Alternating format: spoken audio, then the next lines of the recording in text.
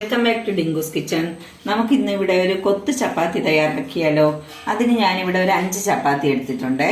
അതിലേക്കായി ഞാൻ ഒരു സവാള കട്ട് ചെയ്തിട്ടുണ്ട്, ഒരു തക്കാളി എടുത്തിട്ടുണ്ട്, കുറച്ച് മല്ലിയില, ഒരു പച്ചമുളക്, കറിവേപ്പില, കുറച്ച് വെളുത്തുള്ളി ഇഞ്ചി പേസ്റ്റ്, 1 ടീസ്പൂൺ മുളക് പൊടി, ഒരു 1/4 സ്പൂൺ മഞ്ഞൾപ്പൊടി, കുരുമുളക് പൊടി, ഒരു 1/4 സ്പൂൺ ഗരം മസാല, ജീരകവും കടുകും, അത് ലേശം.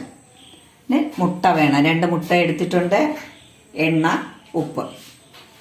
നമുക്കിനി എങ്ങനെ തയ്യാറാക്കണമെന്ന് നോക്കാം. ഒരു പാത്രം അടുപ്പത്ത് വെച്ചിട്ട് ലേശം എണ്ണ ഒരു സ്പൂൺ അടുപ്പിച്ച് മതിയാവും, 1 ടേബിൾ സ്പൂൺ അടുപ്പിച്ച് എണ്ണ. അതിലേക്ക് എടുത്തു വെച്ചിരിക്കുന്ന കടുക്, ജീരകം,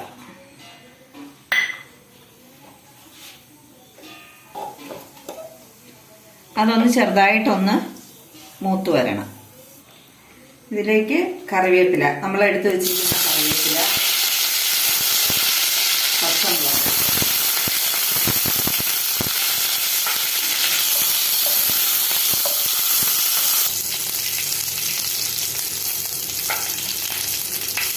ഇഞ്ചിയും വെളുത്തുള്ളി പേസ്റ്റ്,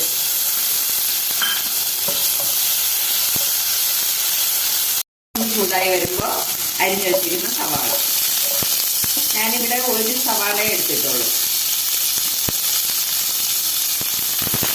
നന്നായിട്ട് വഴറ്റിട്ട് ലേശം ഉപ്പിടണം. ഇതൊന്ന് സവാള ഒന്ന് ജസ്റ്റ് ഒന്ന് വാടി വന്നതിന് ശേഷം നമുക്ക് തക്കാളി ഇട്ട് കൊടുക്കാം. ഇനി നമുക്ക് മസാല ഇട്ട് കൊടുക്കാം.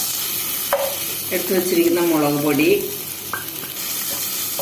മഞ്ഞൾപ്പൊടി, കുരുമുളക് പൊടി, ഗരം മസാല, നന്നായിട്ട് മിക്സ് ചെയ്യണം. ശേഷം നമ്മൾ ഇഞ്ചിയും വെളുത്തുള്ളിയും പേസ്റ്റാക്കിയ ആ മിക്സിയുടെ ജാറിൽ കുറച്ച് വെള്ളം, ലേശം വെള്ളം എടുത്തിട്ട് അതും കൂടെ ഇതിലേക്ക് ഒഴിച്ച് ഒന്ന് നന്നായിട്ടൊന്ന് തിളപ്പിക്കാം.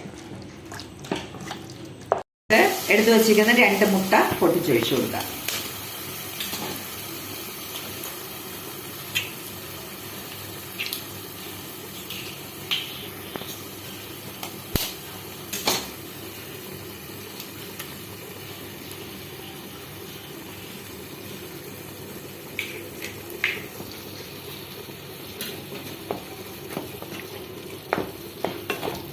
നന്നായിട്ട് മിക്സ് ചെയ്യാം. ഇനി ഇതിലേക്ക് ചപ്പാത്തി ഇങ്ങനെ ചെറിയ ചെറിയ പീസായിട്ട് പിച്ച് വെച്ചിരിക്കുന്നത് ഇട്ട് കൊടുക്കാം. എന്നിട്ട് നന്നായിട്ട് മിക്സ് ചെയ്യണം. ചെറിയ ചെറിയ പീസായിട്ട് എടുത്താൽ മതി ചപ്പാത്തി. ഇത് നമ്മൾ ഇളക്കിയിട്ട് എല്ലാം കൂടെ മിക്സ് ആയ പരുവാകുമ്പോൾ അതിലേക്ക് എടുത്തു വെച്ചിരിക്കുന്ന മല്ലിയില,